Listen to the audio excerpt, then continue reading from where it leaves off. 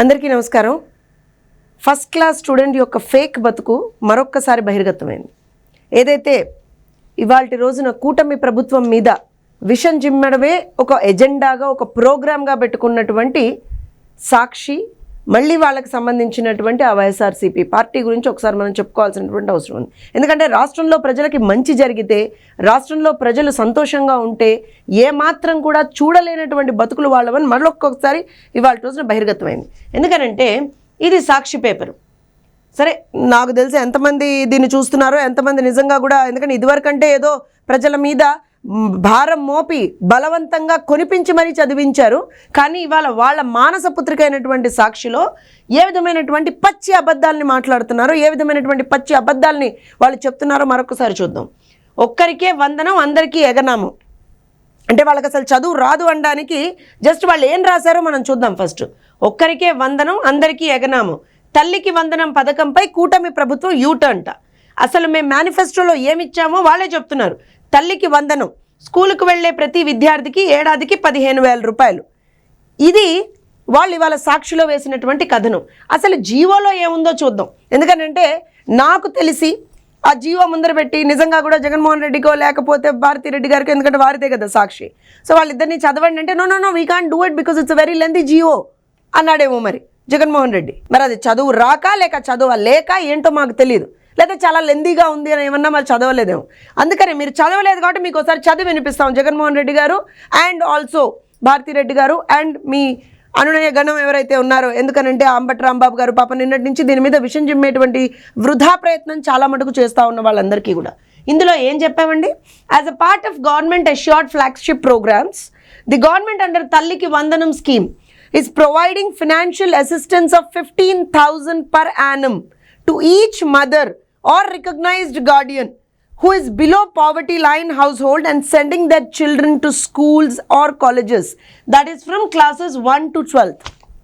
అర్థం కానటువంటి వాళ్ళకి, అసలు అర్థం చేసుకోవద్దు అనుకుంటున్నటువంటి వైఎస్ఆర్సీపీ బ్యాచ్కి అయ్యా ఇక్కడ చాలా ఎంతమంది పిల్లలు అనేటువంటిది ఇక్కడ మెన్షన్ చేస్తుందా? ఒక్కళ్ళకే ఇస్తున్నామని మెన్షన్ చేస్తుందా ఇక్కడ ఏమన్నా? నీకెవరు చెప్పారు? రాత్రి నువ్వు మాట్లాడతావే ఆత్మలతో, వాళ్ళు వచ్చి నీ చెవుల్లో చెప్పారా? ఏమ్మా భారతిరెడ్డి, ఎవరు చెప్పారమ్మా మీకు ఒక్క పిల్లలకే ఇస్తున్నామని చెప్పి? ఇక్కడ ఎక్కడన్నా ఉందా మెన్షన్డ్ జియోలో? చాలా క్లియర్గా చిల్డ్రన్ అని ఉంది. మీకు ఇంగ్లీష్ రాకపోతే చెప్పండి, పాఠాలు చెప్తాం, ట్యూషన్ చెప్తాం. ఎన్టీఆర్ భవన్కి రండి, పోనీ పొద్దున్న నుంచి సాయంత్రం వరకు 2 గంట సేపు మీకు ట్యూషన్ అన్నా చెప్తాం. అండ్ ఆల్సో ఇక్కడ ఇంకో విషయం చూడండి, తల్లికి వందనం AIIMS to ensure that no child misses out on education due to poverty, and that's మా మేనిఫెస్టోలో మేము ఇచ్చినటువంటి హామీ. పేదరికం వల్ల ఏ పిల్ల లేదా పిల్లవాడు కూడా ఎట్టి పరిస్థితుల్లో చదువుకు దూరం కాకూడదు అనేటువంటి ఒకే ఒక్క నినాదంతో మేము ఆ రోజున ఒక హామీ ఇచ్చున్నాం. ప్రతి ఒక్క తల్లికి 15,000 రూపాయలు ప్రతి ఒక్క పిల్లవాడికి మేము ఇస్తామనే హామీ ఆ రోజున ఇచ్చున్నాం. దాన్నే ఇవాళ రోజున ఇక్కడ మెన్షన్ చేసింది. మీకు అర్థం కాకపోతే ఏం చెయ్యాలి మేము? ఇక్కడ నేను ఎందుకు అడుగుతున్నా అంటే, సాక్షిలో మీరు ఇందాక చూశారు, చాలా క్లియర్గా ఒక్కరికే వందనం అని చెప్పాడు. నేను ఇదే అడుగుతున్నా, ఈ జీవోలో this is the GO copy, show me where it is. ఎక్కడుంది ఒక్క పిల్లవాడికే లేదా ఒక్క చైల్డ్కి అని? ఎక్కడుంది? విషం చిమ్మడం మానరా? ఇంకా కూడా ప్రజలు సంతోషంగా ఉంటే మీరు భరించలేరా? ఇదేం సైకో ఆనందం నాకు అర్థం కాదు. ఇవాళ ఇక్కడ చూడండి, the government provides a direct annual financial assistance of 15,000 to mothers whose children are studying from class 1 to class 12, ensuring 75% attendance, duly processing the required validations for identifying the eligible BPL families. అంటే below poverty line ఉన్నటువంటి ఫ్యామిలీస్ని identify చేసుకుంటూ దాని ద్వారా ప్రతి ఒక్క పిల్లవాడు ఎవరైతే 75% attendance అనేటువంటిది మ్యాండేటరీ పెట్టుకుంటూ, so that they are going to school regularly, దాని రీజన్ కూడా అది పెట్టుకుంటూ ప్రతి ఒక్క తల్లికి ప్రతి ఒక్క పిల్లవాడికి మేము ఇవాళ రోజున 15,000 రూపాయల చొప్పున ఇస్తున్నాం. ఇంత క్లియర్గా మెన్షన్ చేస్తుంటే మీకు ఇందులో ఎక్కడ అంబిగ్యూటీ కనపడుతుంది? ఇక్కడ ఒక్క పిల్లవాడికే ఇస్తున్నామని ఎక్కడ మెన్షన్ చేసాం? మేము ఎక్కడ మెన్షన్ చేసాం? అంటే ఇక కూడా మీరు ఇవాళ రోజున ఎంత నాకు తెలిసి దాన్ని ఒక భావదారిద్ర్యం అంటాం మేము. కూటమి ప్రభుత్వం వచ్చినటువంటి మొదటి రోజు నుంచి మీరు కూటమి ప్రభుత్వం మీద విషయం జిమ్ముతున్నారు. లేదు, మేము ఆ రోజున హామీ ఇచ్చినట్టుగా ఖచ్చితంగా 1,000 రూపాయలు పెంచినటువంటి పెన్షన్తో పాటుగా ఎరియర్స్తో పాటుగా మేము పెన్షన్ 1వ తారీఖున ఇస్తామన్నాం. సచివాలయ సిబ్బందితోటి దాన్ని కోఆర్డినేట్ చేసుకొని ఇంటికి వెళ్ళి పెన్షన్ ఇస్తాం, పెరిగిన పెన్షన్ ఎరియర్స్తో సహా ఇస్తామని చెప్పాం. ఇచ్చి చూపించాం. సాక్షాత్తు ముఖ్యమంత్రి వర్యులు అలానే మంత్రివర్యులు ప్రతి ఒక్కళ్ళు కూడా వాళ్ళ కాన్స్టిట్యుయెన్సీస్లో అక్కడ ఉన్నటువంటి లబ్ధిదారుల దగ్గరికి వెళ్ళి ఆ రకమైనటువంటి వాళ్ళ స్వహస్తాలతో సచివాలయ సిబ్బంది అక్కడ ఉండగా దాన్ని ప్రాసెస్ చేసి వాళ్ళ స్వహస్తాలతో ఇచ్చినటువంటి సందర్భాన్ని చూసాం. ఒక్క సింగిల్ డేలో మోర్ దాన్ 95-96% మేము పెన్షన్స్ డిస్పర్సల్ చేసాం. ఏ సచివాలయ వ్యవస్థతో అయితే కాదని మీరు అన్నారో, ఏ వాలంటీర్ వ్యవస్థ లేకపోతే మేము చేయలేమన్నారో, ఆ వాలంటీర్లు లేకుండానే ఆ సచివాలయ సిబ్బందితోటే మేము ఇవాళ రోజున పెన్షన్లు ఇచ్చి చూపించాం. చేశాం కదా. ఉచిత ఇసుక మేము ఇవ్వలేము అన్నారు. ఉచిత ఇసుక దొంగ హామీ అన్నారు. అసలు ఇసుకే లేదన్నారు. ఎక్కడి నుంచి ఇస్తామన్నారు. ఇవాల్టి రోజున ఉచిత ఇసుక ఇస్తున్నామా లేదా? సాక్షాత్తు కొడాలి నానే వెళ్ళి నాకు తెలిసి 88 రూపాయలకో ఏమో తీసుకున్నాడు కూడా.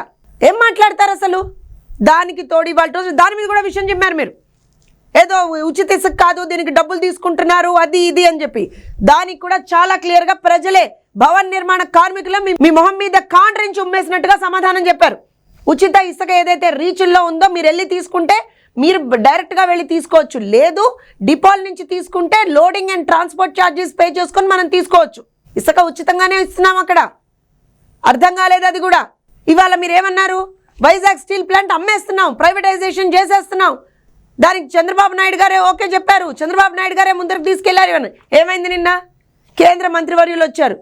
మళ్ళీ మీ మొహం మీద లాగిపెట్టి ఒక లెంపకాయ కొట్టినట్టుగా ప్రైవేటీకరణ మేము చెయ్యట్లేదు, వీఆర్ నాట్ ఫర్ దాట్, మేము ఇక్కడ ఆర్థిక పరిస్థితిని చూడడానికి వచ్చాం, in what way we can revive it అనేది మేము చూసుకుంటున్నాం, we will do it, we are not privatising అని చెప్పి అంత క్లియర్గా చెప్పారు. అంటే మీకు అసలు ఏమాత్రం కూడా బుద్ధి జ్ఞానం లేకుండా మీ పేపర్లలో రాతలు రాస్తున్నారా, మీ సోషల్ మీడియాలో రాతలు రాస్తున్నారా అని మేము అడగాల్సినటువంటి పరిస్థితి వాళ్ళ రోజున. అంటే ప్రజలు మంచిగా ఉంటే, ప్రజలు సంతోషంగా ఉంటే మీరు చూడలేరా, భరించలేరా? ఇవాళ ఎందుకు అంత సైకో ఆనందం ఎందుకు మీకు? ప్రజలు ఏదో పాడైపోవాలి, ప్రజలు అనుక్షణం కూడా బాధల్లో ఉండాలి, ఇబ్బందుల్లో ఉండాలి, వాళ్ళని మనం ఏమంటారంటే ఒక కన్ఫ్యూజన్లో పెట్టాలి. ఎందుకు ఇంత ప్రజల మీద ఇంత కక్ష దేనికి జగన్మోహన్ రెడ్డి గారు? మీకు 5 సంవత్సరాలు ప్రజలకి నరకం చూపించారు. ప్రజలు మిమ్మల్ని కాదనుకున్నారు. 151 నుంచి తీసుకొచ్చి ఈడ్చుకొట్టి 11 ఇచ్చారు మీకు. అయినా సరే ఇంకా కూడా బుద్ధి లేకుండా ఇంకా మేము విషయం చిమ్ముతూనే పోతుంటామంటే అంటే ఇవాళ మీకు ఇష్టం లేదా? పిల్లలు చదువుకోవడం ఇష్టం లేదా? పిల్లలకి మంచి చేయడం ఇష్టం లేదా? ఒక్క మాట చెప్పండి. ఈ మొత్తం G O copies in front of you. ఇందులో ఎక్కడ మెన్షన్ ఉంది? ఒక్కళ్ళే పిల్లలకి ఇస్తున్నామని ఎక్కడ మెన్షన్ ఉంది? ఏ రకంగా మాట్లాడతారు మీరు? మీ పేపర్లలో ఎలా తప్పుడు రాతలు రాస్తారు? మేము ఒకటి చెప్తున్నాం, మేము ఇచ్చినటువంటి ప్రతి హామీని నెరవేరుస్తున్నాం. మేము ఖచ్చితంగా మేము వచ్చిన తర్వాత మొదటి 5 సంతకాలు ఏవైతే పెట్టారో చంద్రబాబు నాయుడు గారు, ప్రతి ఒక్కటి మేము వీఆర్ ఫుల్ఫిల్లింగ్ ఇట్. మేము ఇందాక చెప్పినట్టుగా పెన్షన్లు పెంచుతామన్నాం, పెంచి ఇస్తామన్నాం, పెంచాం, ఇచ్చాం.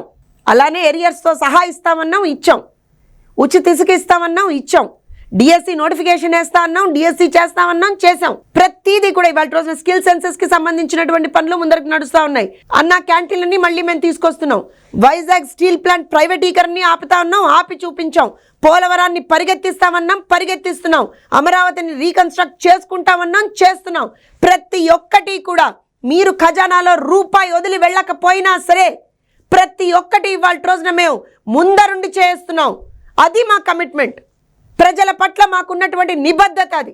ప్రజలని కనుక మీరు ఇలానే కన్ఫ్యూజ్ చేసి ఏదో సాధిద్దాం అనుకుంటే మరి ఒక్కసారి ఏదైతే 2029 ఎలక్షన్లో కనీసం పులివెందుల ఎమ్మెల్యే అని చెప్పుకోవడానికి కూడా మీకు ఒక పదవి ఉండదని చెప్పి మాత్రం మేము చాలా ఘంటాపదంగా చెప్తున్నాం. ఫైనల్గా తల్లికి వందనం పథకం పేద ప్రజల కోసం, పిల్లలు చదువుకి దూరం కాకుండా ఉండడం కోసం, ప్రతి ఒక్క తల్లికి ప్రతి ఒక్క పిల్లవాడికి మంచి చేయడానికి తీసుకొచ్చినటువంటి పథకం. ఇందులో ఏ విధమైనటువంటి అంబిగ్యూటీకి స్కోప్ లేదు, ఏ విధమైనటువంటి కన్ఫ్యూజన్ లేదు. ఇంట్లో ఎంతమంది పిల్లలుంటే అంతమందికి 15,000 రూపాయల చొప్పున తల్లి అకౌంట్కి డబ్బులు పడతాయి. ఇదే ఈ జియోలో మెన్షన్ అయి ఉంది. దయచేసి దొంగలు చెప్పేటువంటి మాటలు, ఇలాంటి దోపిడీదారులు ఎవరైతే జగన్మోహన్ రెడ్డి గారు లాంటి దోపిడీదారులు, దొంగలు, ఫేక్ మనుషులు ఏవైతే మాటలు చెప్తున్నారో ఎక్కడా కూడా కన్ఫ్యూజ్ అవ్వాల్సినటువంటి అవసరం లేదు.